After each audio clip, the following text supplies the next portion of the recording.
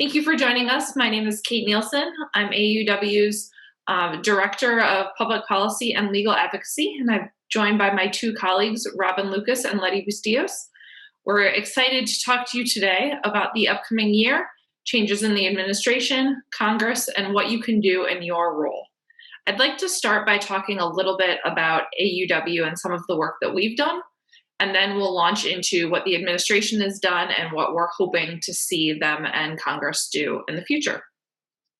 So for starters, I'd like to just point you to a few resources that AAUW has. I'm going to be talking about the letter that we wrote to the new administration to speak about our priorities in the coming year. Then I will also be discussing our priorities for the 117th Congress. And finally, I'll mention our public policy priorities, which are currently being revised for the 2021-23 cycle.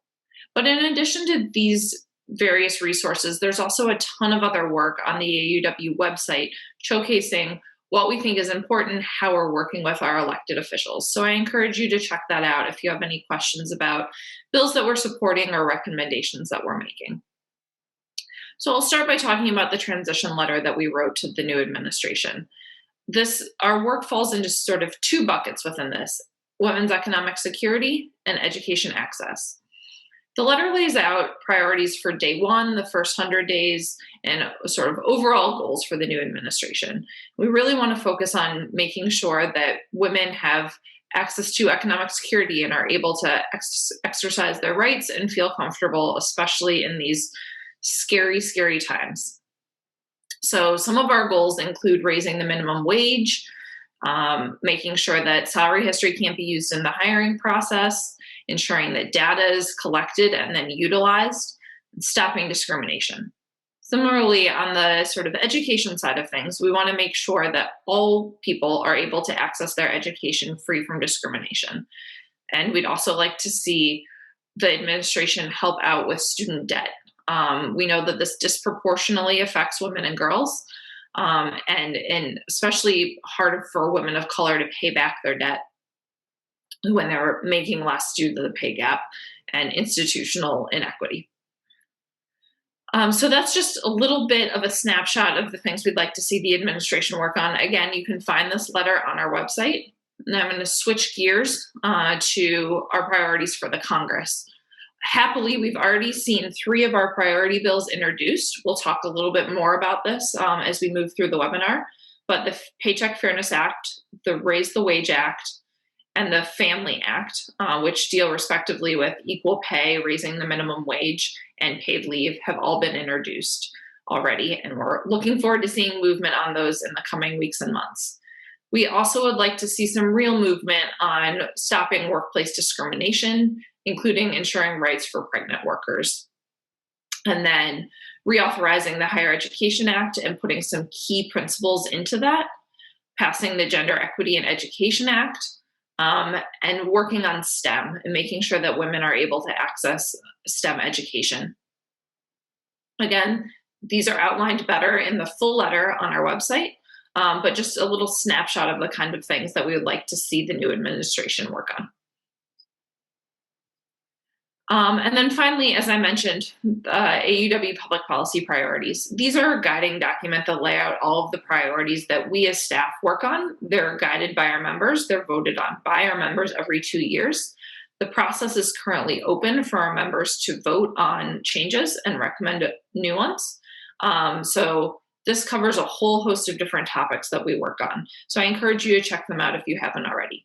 But they, as I said, guide our work and inform a lot of the policies that we're going to be talking about today. So that's just sort of a snapshot of some of the top things that we'll be covering. And with this, we can move to the next slide. And I'm going to bring in my colleague, Letty Bustillos, to talk a little bit about what we've seen from the Biden-Harris administration in the first couple weeks that they've been in power. So Letty, President Biden's done a whole lot since he's been inaugurated on January 20th, just under 2 weeks ago. He's taking decisive action via executive order.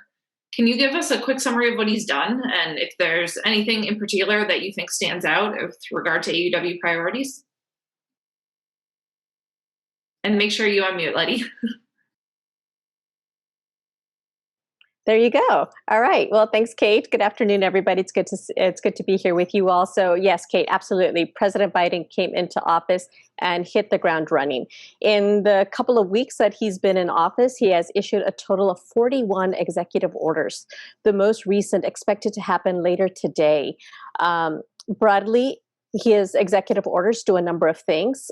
First, they address many of his campaign promises, as he did with the executive order upholding DACA and lifting the Muslim ban. Second, they address areas of critical need, as he has done by prioritizing actions related to COVID. And last, but just as importantly, he is signaling the policy intentions of his administration. So just to offer a couple of examples. The president has made clear that his number one priority was to get the pandemic under control and direct resources to the hardest hit individuals and communities. Though some of his actions were not necessarily the result of an executive order, he has nonetheless taken action to alleviate the fallout of the pandemic-induced recession by extending the pause on federal student loans until the end of September. And he has directed Treasury to ensure families who are experiencing significant distress to receive the stimulus payments that they are entitled to. But getting back to explicitly his executive orders, two stand out in particular. The economic relief related to the COVID-19 pandemic requires all executive departments and agencies to promptly identify actions they can take to provide the greatest relief to individuals, families, small businesses, and to state and local, tribal, and territorial governments. The goal here with this executive order is to remove any unnecessary barriers and to improve coordination between agencies and departments. The second executive order that stands out is the Ensuring an Equitable Pandemic Response and Recovery, which creates the COVID-19 Health Equity Task Force and directs them to take swift action to prevent and remedy differences on COVID-19 care and outcomes within communities of color and other underserved populations. Throughout his campaign, President Biden indicates that he wants to do all he can to reopen schools, given the vast differences and disparities that the pandemic has caused across communities, and definitely the access that children have to learning. To that end, the executive order titled "Supporting the Reopening and Continuing Operation of Schools and Early Childhood Education Providers" aims to create the conditions for safe in-person learning as quickly as possible, aims to ensure high-quality instruction and the delivery of essential services often received by students and young children at schools, institutions of higher education, childcare providers, as well as Head Start programs. He hopes by this executive order to mitigate learning loss caused by the pandemic and address educational disparities and inequities that the pandemic has created and exacerbated. All right, very interesting. Thanks, Letty. A lot to cover in just the first little bit. Obviously, COVID relief and ensuring that everyone is safe and healthy is top of mind. But you mentioned the president's swift action in regard to DACA and the Muslim ban. Are there other executive orders that protect the rights of marginalized groups or focus on combating discrimination? Absolutely, and there definitely has been. President Biden has unequivocally stated that his commitment to addressing inequities and injustice, or actions that deliberately target persons because of their race, ethnicity, gender, or country of origin. Later today, we will see him sign executive orders to launch the long-awaited task force to reunite families that were separated at the border under the Trump administration, as well as begin a review of other programs that has forced tens of thousands of people to remain in Mexico while their asylum cases are processed. So we'll see that sometime later today. The memorandum condemning and combating racism, xenophobia, and intolerance against Asian Americans and Pacific Islanders condemns particularly heinous attacks experienced by the AAPI community since the start of the pandemic and directs all agencies and departments to ensure that no official actions, documents, and statements, particularly those that are specific to the pandemic and other instances, are revoked. The enabling all qualified Americans to serve their country in uniform revokes the ban on transgender individuals from serving in the military. And then finally, the preventing and combating discrimination on the basis of gender identity or sexual orientation makes clear that it is the administration's policy to prevent and combat discrimination on the basis of gender identity or sexual orientation, and to fully enforce Title VI and other laws that prohibit discrimination on the basis of gender identity or sexual orientation or other forms of overlapping discrimination, such as race and disability.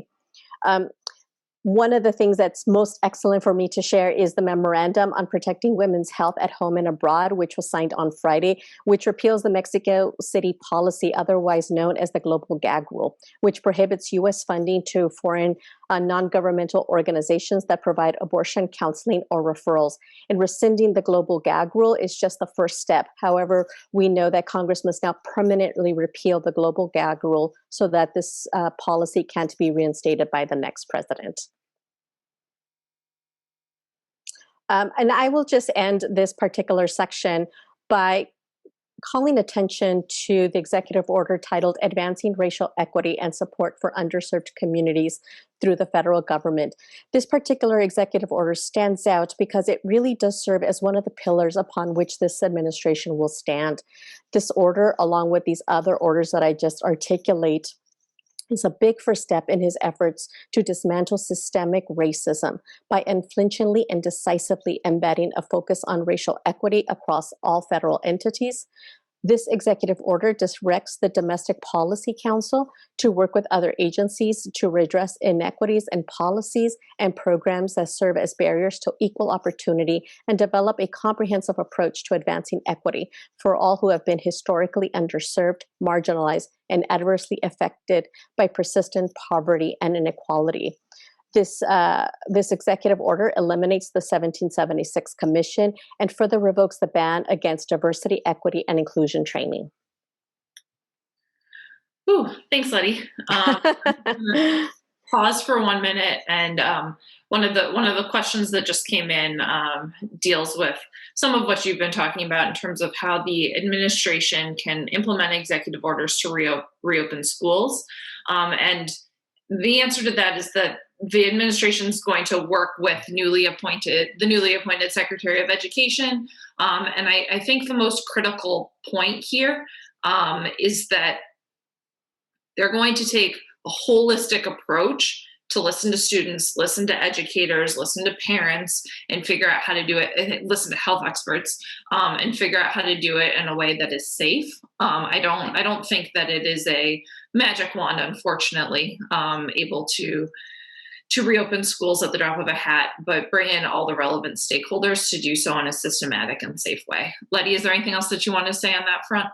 No, I think, again, I agree with everything you've just said. And I think part of the charge of this executive order is to identify those best practices that, that have been successful in schools to date, but at the same time, acknowledging that the pandemic continues, that their localities are very different. And so in talking to local actors, parents, families, it really is taking all that into account to make sure that that when schools do open, that they are safe for children to return to. Great.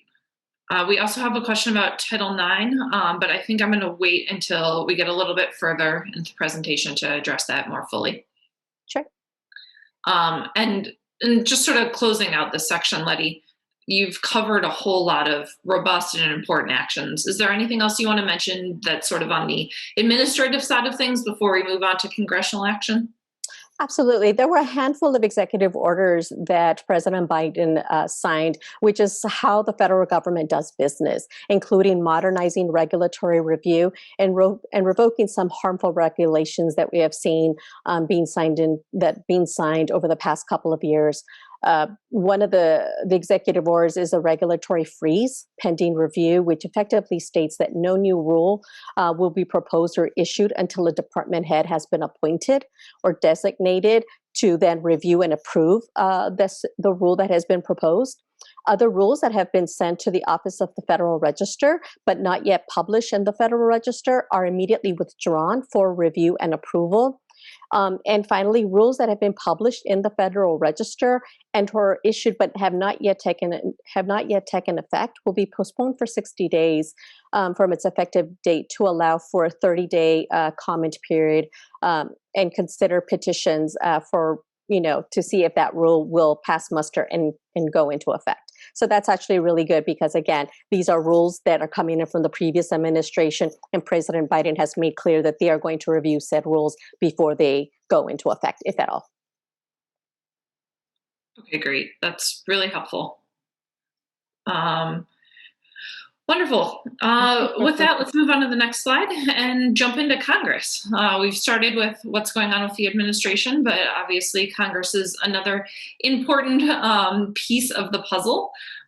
So let's start by turning to COVID relief and what Congress is doing around there. There's been a great, as well as the president, there's been a great deal of conversation about President Biden's proposal on the stimulus package and its price tag. Can you just start by sort of walking us through what's in that, and then we can delve into what kind of congressional action we might see?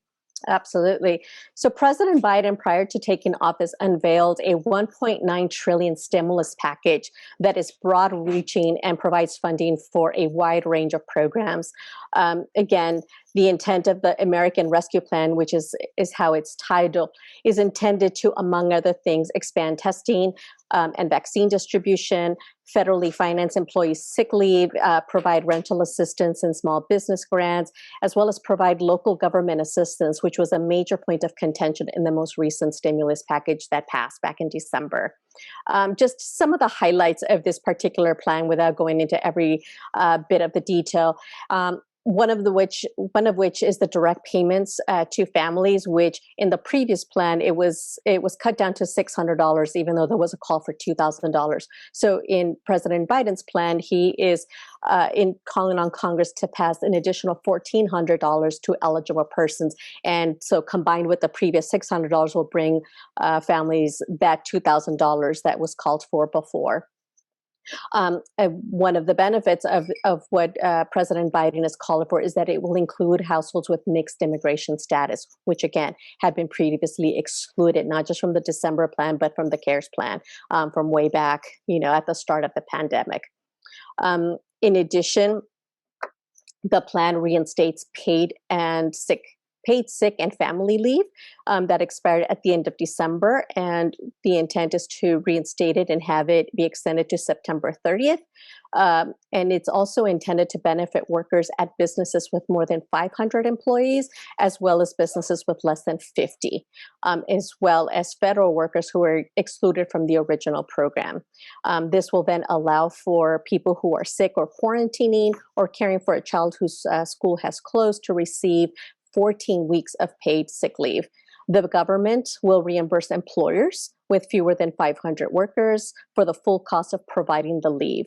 And one other thing which matches up with what we're aiming to do specifically in Congress with one of the bills that we're supporting, the plan will raise the minimum wage to $15 an hour and will end the tipped minimum wage and the sub-minimum wage for people with disabilities.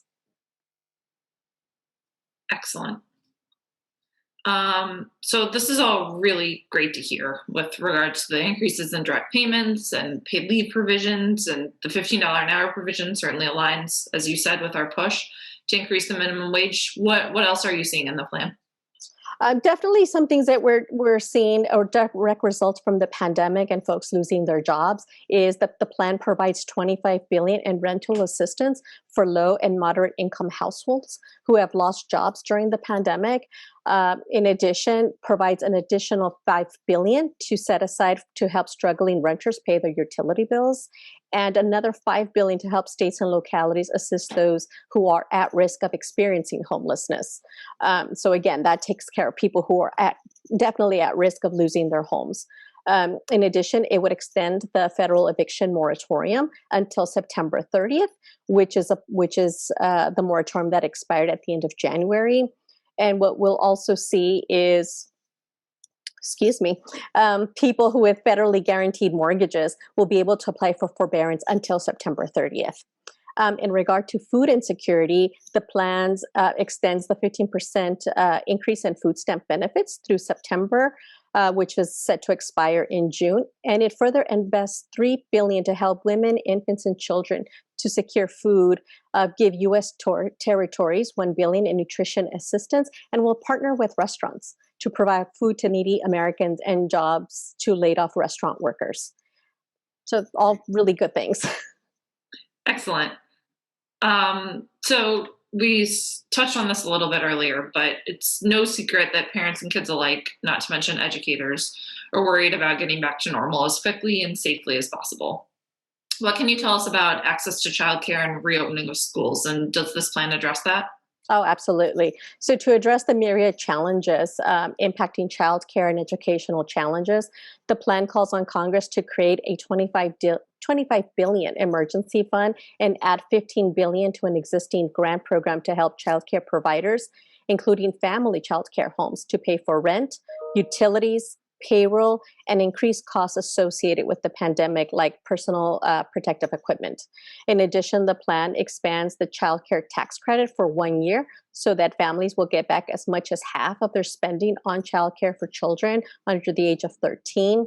As to reopening the schools, the plan provides an additional $170 billion, up from $82 billion in the last stimulus, to K-12 schools, colleges, and universities to help them reopen and operate safely, or in the alternative to facilitate successful remote learning. So approximately 130 of the 170 billion will go to K-12, with the remaining funds going to higher education. Okay, great. Thank you. Really, really helpful. Before we wrap up on COVID, can you tell us what's happening in Congress with the negotiations and what we might expect to see in the next month or so? Yeah, sure. So we know that there's definitely a lot of conversation happening right now between Republicans, Democrats about this plan. On the one hand, a few weeks ago, a bipartisan group of approximately 16 senators met with administration officials to discuss a scaled-down version of the plan as a way to secure bipartisan compromise. And just very recently on Sunday, 10 Republican senators sent a letter to the president offering a counterproposal with a significantly lowered price of approximately $600 billion. This is the estimate, though no official price tag is yet to be revealed. And this same group of senators met with the president on Monday to discuss their proposal, again, with the intent to secure bipartisan support for some kind of stimulus as quickly as possible. And while the Biden administration has signaled that they are, in fact, open to negotiation, Democratic leaders are moving forward in Congress to moving forward with the budget reconciliation, so that way it does enable President Biden's package to move forward with a simple majority vote instead of the 60 votes usually needed for such a stimulus. Essentially, what this maneuver does is that it would not require any Republican support, but would in fact need all Democrats to hold the line and vote as a unified caucus. So really, it's stay tuned. I think conversations will continue, but President Biden and the administration has signaled that bold action is needed to address just the impact of this pandemic. Yeah, indeed. I think we're all reeling from both the economic and the health crisis and or crises. I know that I'm proud to work at AAUW, where we're being, I would say, taken care of and working to take care of each other and our members through this, but that doesn't make it any less difficult, and certainly hope that Congress and the new administration are able to provide some relief to individuals and families across the country. Mm-hmm. Agreed. Thank you, Letty. That was really useful. And as you said, we'll see what happens, and certainly call on AUW members to engage as appropriate to try and move our priorities along, which we'll talk about a little bit more in a minute. But before we get to member involvement, I'd like to talk about other priorities in the 117th Congress. Mm-hmm. And it's been last week was very busy with a lot of reintroductions and some of our most important legislative priorities. So Letty, what can you tell us about the last week or so? So definitely agree with you, Kate. Last week was a good week. So last week, happy to report that the Raise the Wage Act was reintroduced on Thursday in a press conference led by Representative Bobby Scott, as well as Senator Bernie Sanders, who were both co-sponsors of the bill in the 116th Congress. Joining them at this press conference was Senator Patty Murray, Representatives Jayapal from Washington, and Stephanie Murphy from Florida. The legislation, as many of you are familiar with, gradually raises the federal minimum wage to $15 by 2025 and would increase pay for nearly 32 million workers. In the 116th Congress, Raise the Wage had 205 co-sponsors in the House and 32 in the Senate. So moving forward, we are going to be working very hard to secure the same level of co-sponsors in both chambers and hopefully get it to the finish line and get it passed. One of our other priority bills is the Family Act, and that one is expected to be introduced at the end of this week. As I stated before, with reading over some of the other actions taken by the administration, it cannot be stated enough just how important it is to have access to paid leave to care for ourselves and our loved ones. The lack of access to paid leave is particularly dangerous and harmful for people of color and women who are disproportionately represented in frontline industries, where they face higher risks of exposure to the coronavirus.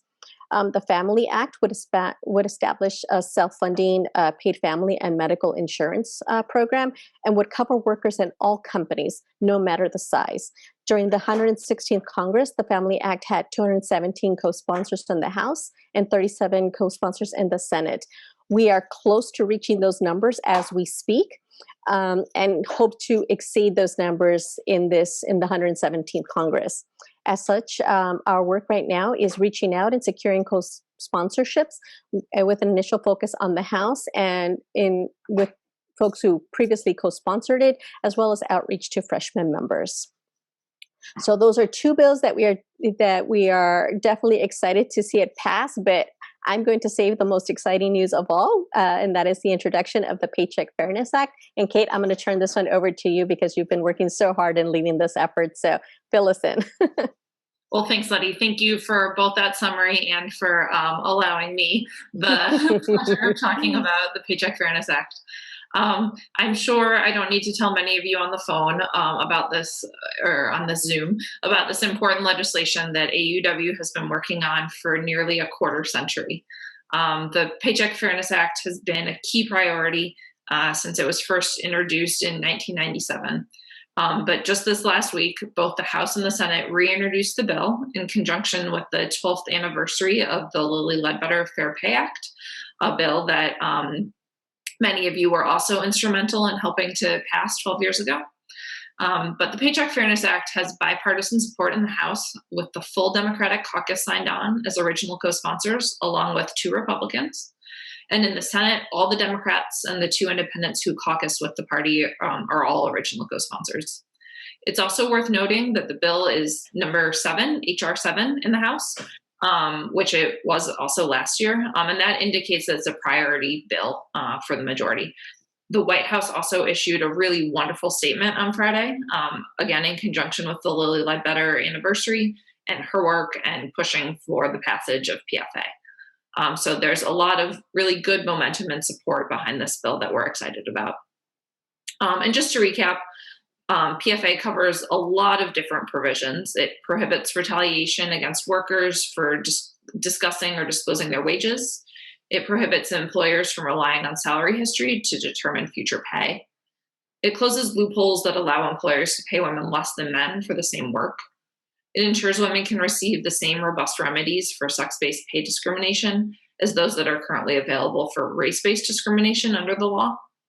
It provides technical assistance to businesses. It requires data collection, and it also supports a salary negotiation skills training programs as a way to give women tools to advocate for higher wages. So a very robust bill.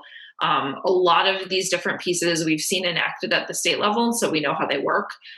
We've learned a lot about how discrimination works over the years, and this bill is a vehicle to close some of those loopholes and address and apply the knowledge that we've gained. So we're going to continue to work with legislative congressional staff on next steps, but we're hopeful to move quickly. This requires a lot of coordinated activity and grassroots activity, and that's where you come in. So we'll have some asks for you specific to the Paycheck Fairness Act, but I'm going to turn it over to my colleague Robin Lucas to talk generally about your role and what you can do to push along our priority legislation. And we can also go to the next slide. Hello, everyone. Thank you for joining us today. And I just want to take a pause here to enjoy the moment and recognize how exciting it is that we have so many critical pieces of legislation being introduced to Congress that will directly improve the lives of women and girls. I mean, having this many right out of the gate with a new Congress, new administration is really something to enjoy and appreciate. So thank you for being here with us for this exciting time, and I look forward to engaging and getting some movement on all of these pieces with you. So the three pieces of legislation just recently reviewed are our immediate focus for actions: Paycheck Fairness Act, Raise the Wage, and Family Act. With all three of those, we do have active calls to action on our website, but primarily I'm going to focus on the Paycheck Fairness Act action toolkit that was just sent out last Thursday. Hold on, I can drop that in the chat for everyone. And there we go. So this activist toolkit here is a really great example to look at to know what to expect this coming year. The PFA toolkit includes multiple pieces. We're going for multi-tiered approaches for key public policy priorities like the Paycheck Fairness Act. We know that advocacy can take many forms, and we understand that with the times that we live in right now, limiting them to virtual options as opposed to traditional in-person options that we're used to can be a little tricky. But we do have 5 general calls to action that can have a great impact that'll be utilized throughout the year, of which the Paycheck Fairness Act includes a few of them.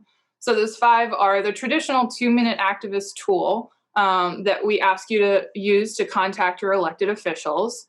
We also ask sometimes, as in the case with Paycheck Fairness Act, we ask you to write a letter to the editor or an op-ed, which can provide community education and engagement. We also have added a social media action to a lot of our pieces and have included a lot of information on both education and templates that you can use for different actions to continue to expand your impact and information sharing abilities. Our 4th option sometimes will include a phone or text bank around a really critical issue. We don't have any live right now, but that is an option. And then 5th, and I want to stress this as a really critical advocacy opportunity, we might ask advocates like you to have just a conversation with your friends and family. This ask, while it might seem like a softer ask or just a general, hey, go talk to your friends about something, this is really important. We understand that with a lot of issues, someone might understand conceptually that, hey, I should be paid the same as anyone else, regardless of my gender. But some people truly don't understand just how many ways that impacts their lives. So when members of AAUW like yourself go and talk with their family about the gender wage gap and about Paycheck Fairness Act and why it's important, it might really motivate and drive home to someone how important it is that they act. So that's a very important ask. Please, please talk to your friends and family. Which brings me to my ask for each of you today. If you're looking to engage in the fight for gender equity for all and have not done this yet, please sign up to be a 2-minute activist. We do not send action alerts out to all members every single time we have an action alert, but rather to this list of advocates to share our targeted actions that they can safely take from home and still make an impact. I'm going to drop this in the chat as well. But you can expect, if you sign up for this, about once a week, I'll send out an action alert about something that is topical and we really need your action that week. And like some of you are well aware, it's usually sending a letter to your members of Congress, or maybe giving them a call, or any of the actions I just discussed previously. But I'm very excited to continue to engage with the community that is AAUW and offering all of these great opportunities to get involved. With that, I will bring Kate back in. Wonderful. Thank you, Robin. I see a number of questions in the chat box. I'm going to start tackling a few of them. And Letty, if you want to jump in, or Robin, if they're for either one of you, feel free to do the same. I'll start with one question about the Family Act. This is the bill that would establish paid family leave. And the question is about whether it would affect existing state efforts to establish paid leave. And the answer is no, that any state program that's already in place, the Family Act would not supersede or affect. So states can continue to make progress, but the Family Act would provide sort of a floor so that no one is left behind. And I see a couple hands raised. If you can just type your questions into the Q&A, that's the fastest way for us to answer your questions.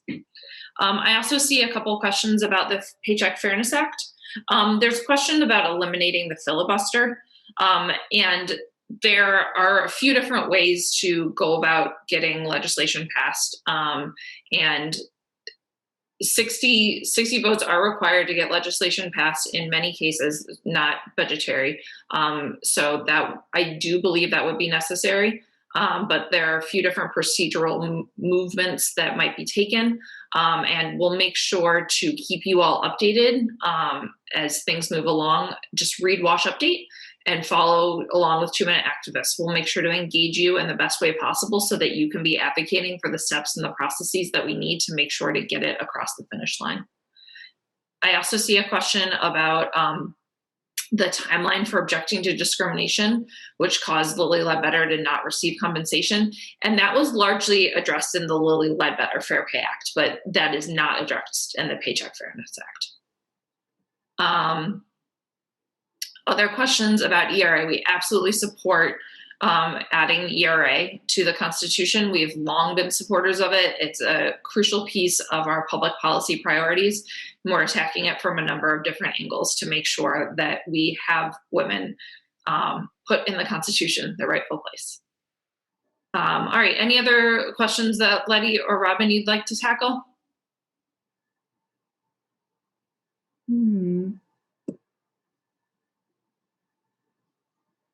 I am looking through. Thank you, everyone, for sending in these questions. And I just want to put out, if anyone has a question that is not answered in this webinar, please email advocacy@auw.org, and we will talk with you there. I think you've done a good job of answering the questions, Kate. Let's see. Anything else? I see a number of questions about families being separated, and while this is absolutely an issue that we'll work on in coalition, it is not an issue that AUW leads the charge on. So definitely, again, I recommend looking at Washington Update and our other educational materials, and we'll loop folks in on that as necessary and as we're able to. I also see a question about diversity and what AUW can do to increase appreciation for diversity. I'd like to point everyone, and I will drop this into the chat as well, but I'd like to point everyone to the Diversity, Equity, and Inclusion Toolkit. AUW created this in the last few months, and it's just a really great resource with a lot of different components to it. And this can help as individuals with our work, as we work in the community, and how we think about what we incorporate into our work. So as I said, I will drop that link into the chat box in just a second. I see a good question. Someone who lives in the San Francisco area says their elected leaders do not need pushing. Is there any other way I can help? That is a common question that we get with grassroots advocacy overall, and I can somewhat relate to you. Living in Washington, D.C., I do not have elected leaders to push in Congress. So similar, two sides of the same coin there. There are a lot of ways that you can get involved, and taking some of our action items and sharing them with your friends and family in other areas is really important. I think this goes back to my ask of talking with your friends and family and just how important that advocacy ask is.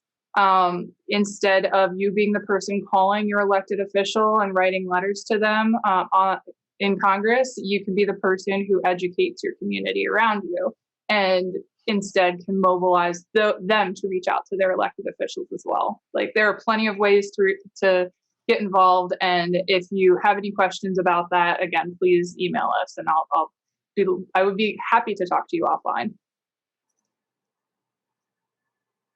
And as a reminder, we've put several links into the chat for a few of the letters that I mentioned initially for diversity, equity, and inclusion. And also as a reminder, you can sign up to receive Washington Update, as well as become a 2-minute activist on our website. Kate, there was a question related to Title IX that was overlaps between K-12 and higher education.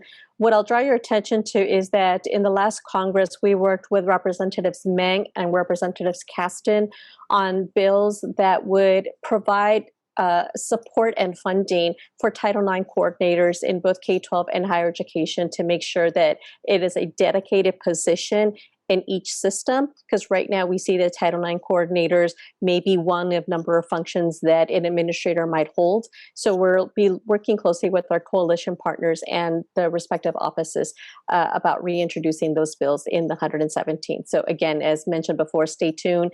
Look at Wash Update and 2-minute Activist for additional information as things move. Thanks, Letty. I see a few questions about lobbying Congress. Yes, AAUW lobbies Congress. That is a major part of Letty and my job. We are in touch with them on a regular basis, and it's a major part of Robin's job to help you all lobby Congress. I think that lobbying is also often seen as a dirty word, and it is not. It is just expressing your views and what you would like done to your elected official. All your elected officials. So I definitely encourage you to do that and be a part of it. And signing up to be a 2-minute activist is a great way to do that and make your voice heard. And I also see a question about if you receive a reply from a member of Congress. If it is sort of a form reply, that is great and still counts and matters, and good job having your voice heard, but you do not need to pass it along to us. If a member of Congress contacts you with more substantive questions or wants more information, please, yes, feel free to loop us in. We're happy to help answer that. I do see a question in the chat. I cannot speak on behalf of the entire organization and our diversity and inclusivity, but I myself am queer. I see a question of, does AUW welcome self-identified lesbian members? I would hope so. And this kind of material that we have published on our website is a really important step in making sure that everyone, not only existing in our space, knows that we are welcoming, but it really helps signal to people who have always considered it but were unsure. So any kind of communication like this and discussion within our space like today, of you asking that question, is all helpful to let people know that, yes, this is a welcoming space. And in keeping with that, we do indeed support LGBTQ equality issues. We're strong supporters of the Equality Act and work hard in the states on similar legislation. And if you have questions about specific legislation or policies, again, please reach out to advocacy@auw.org, and I would be very happy to engage with you on it. I also see a question, and Robin, maybe you can speak to this a little bit more in going beyond just addressing the initial question of, do you think witnesses who have experienced pay discrimination in the past would be helpful? And the answer is absolutely yes. First and foremost, I'm sorry that you have, but we'd love to hear your story. Absolutely. We are working on it from grassroots advocacy within AUW standpoint. I would love to connect with you and anyone who has a personal story. And it is part of my goal this year to create an opportunity for people who have stories to share, to contribute them to the AUW community. So storytelling will be hopefully up next on our next policy webinar. Other questions about Lobby Corps. So AAUW Lobby Corps is a long-standing staple of AAUW and frankly a staple of life on Capitol Hill. For anyone who doesn't know, our Lobby Corps members have been lobbying Congress most Thursdays that Congress is in session for over 40 years. They're an absolutely vital part of AAUW and do important work. Unfortunately, during the pandemic, for obvious reasons, Lobby Corps has not been able to go up to the Hill in person. In the fall, Lobby Corps did an amazing job of sort of pivoting and helping us with a lot of our get out the vote efforts and research. For that, we are very, very grateful. And for now, we are in sort of a holding pattern, looking for ways to engage Lobby Corps, asking them to contribute to many of the efforts that Robin was discussing earlier in terms of writing letters to the editor and educating friends and family. And we will very, very much look forward to welcoming them back to the Hill once it is safe to do so.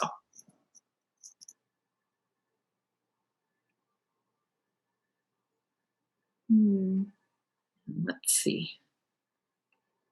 I see another question about Title IX and changes to Title IX being rolled back. We absolutely hope that there's a lot of progress on Title IX, and we do expect that many of the changes that Secretary DeVos put into place to be rolled back, but there are various regulatory actions that have to be taken to do so. So unfortunately, not a snap of the fingers, but high priority on our list to work on. Kate, I see a great question. Has AAUW taken a position on redistricting now that the census has been completed and states will be involved in that endeavor? Let's see.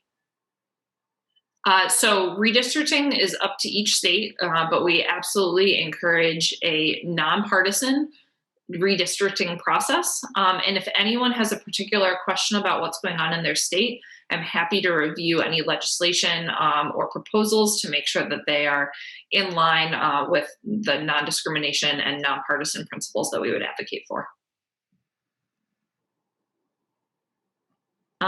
Technical question. These slides by themselves are not available, but this webinar is being recorded and will be available on our website on the membership page within a few days after it's completed. Let's see.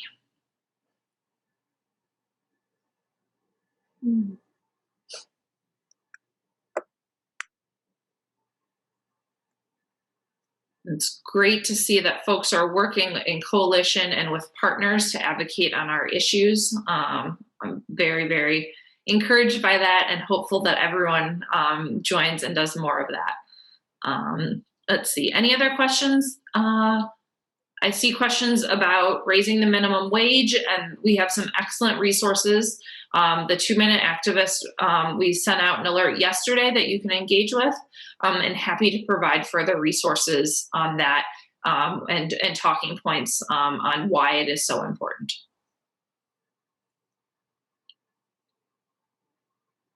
And just another plug that we will absolutely also engage in targeted lobbying. So as you all know, some of you are in states with senators or representatives that hold substantially more power than others, and your voice is especially critical, and we're always happy to have it. So look out if you're in one of those states. We will be in touch and we'll ask you to take action on the issues of the day. And yes, AAUW does work on the Violence Against Women Act, and we will be working specifically on certain pieces of it to make sure that it's reauthorized in a timely and complete and comprehensive manner. That was the last question that I was going to read out to you. Perfect. Great. Well, any last words, Letty or Robin? No, this was great. Thank you. Thank you for joining us. Yeah, thank you everyone for joining. I look forward to all the emails in the advocacy inbox. Thank you all for your hard work on behalf of AAUW and behalf of women and girls. We're excited to launch this new administration and new Congress with you by our side. Take care, everyone.